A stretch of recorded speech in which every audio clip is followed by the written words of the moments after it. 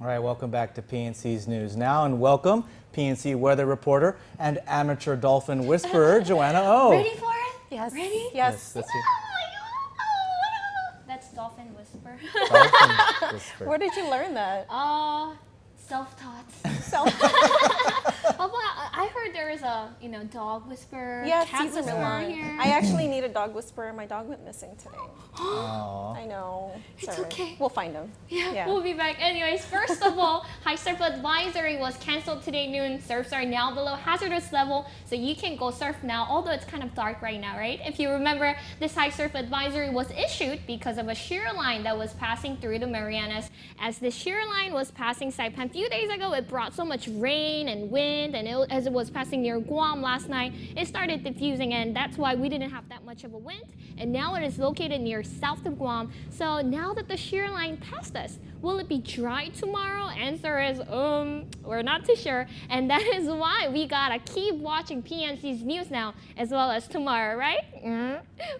As of now, National Weather Service says weather will remain unsettled as shear line remains quiet nearby. Also, we got another dual shear line further north of Marianas that is expected to be around northwest of Guam around Saturday. Take a look at weather. Tonight, we're expecting mostly cloudy with isolated showers and slight chance of thunderstorms starting tomorrow. And on Saturday, we're seeing partly cloudy with isolated showers. Partly cloudy means partly sunny during the daytime, so you can expect pretty good weather onto the weekends, and winds will blow towards so many different directions as you can see on the slide. Southeast tonight, east tomorrow, and northeast on Saturday, but thankfully, the wind speed will not exceed hazardous level. Expect speed of 10 to 20 miles per hour tonight, 10 to 15 tomorrow, and back to 10 to 20 on Saturday. Temperatures for the past few weeks have been jumping all over the places, but expect lows around 79 and highs around 88 for tonight, as well as next 2 days on Guam and Saipan. Any other Hidden talents? Yeah, or- any other That's cool. whispering? Lion? Lion? Lion. Roar. Oh, Joanna, thank you so much for your whispering. And weather. And weather.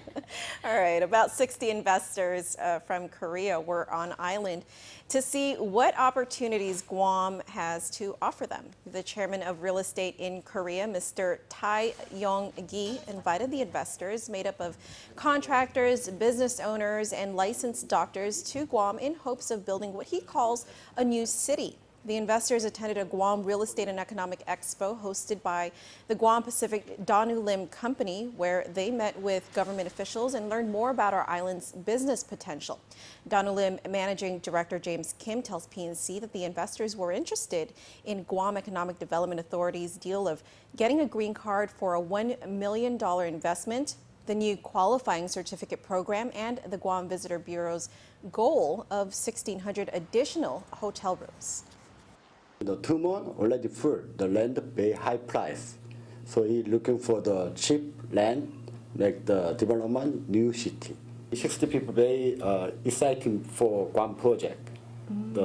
Because very nice weather and air and sea, everything, the lifestyle. Kim says the group of investors will be coming back next month. Senator Brant McCready is inviting the Bureau of Prisons to come out and see the condition of Guam's prison and give their advice. Obviously, we had our roundtable meeting, which you attended, Clint, and some things came up that we should invite experts here. We should bring experts here to tell us exactly what we need for the prison. That's exactly what Senator Brant McCready is trying to do. In fact, he sent a letter to the director of the Bureau of Prisons, Charles Samuels Jr., asking for his assistance and expertise in formulating a strategic plan for the prison's future. I'm almost certain that they will say we need a new prison, and we need one now.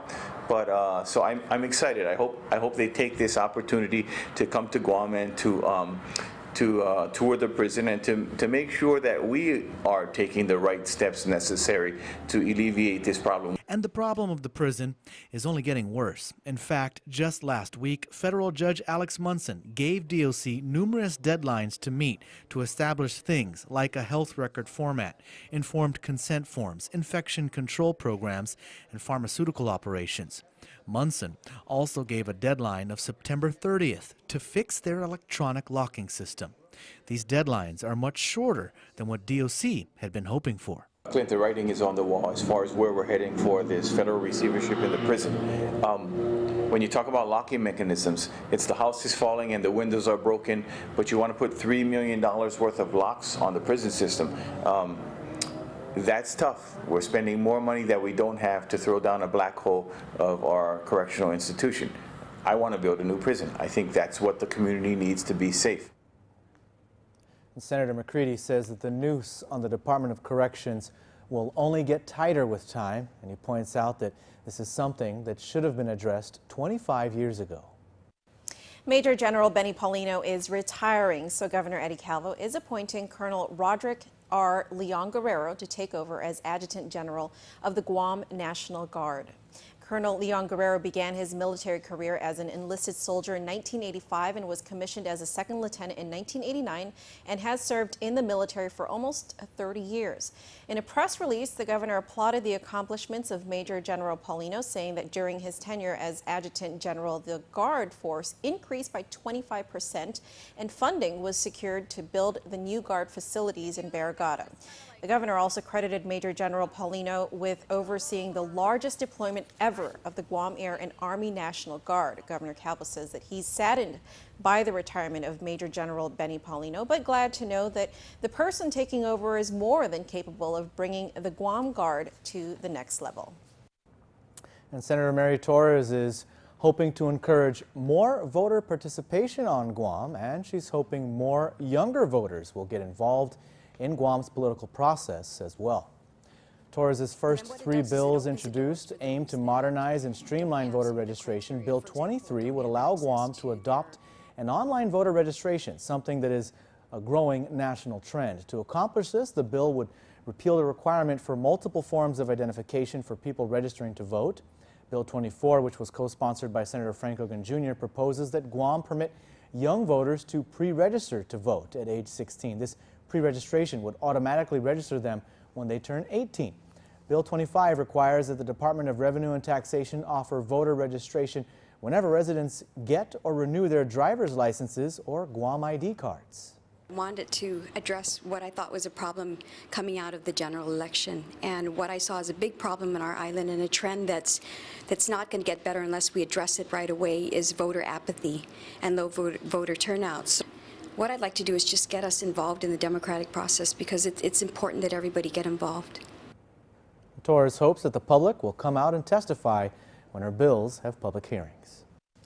In light of the recent suicide involving a detainee, the Peace Office wants to remind the community about methods on preventing suicide on Guam. Sarah Dimla-Harrell, spokesperson for the Peace Office, tells PNC about what kinds of warning signs to look for, what to do, and what to avoid doing when dealing with someone with thoughts of suicide. For example, she says the first thing anyone should do is to ask if the person is doing okay. More importantly, she says, is to offer help.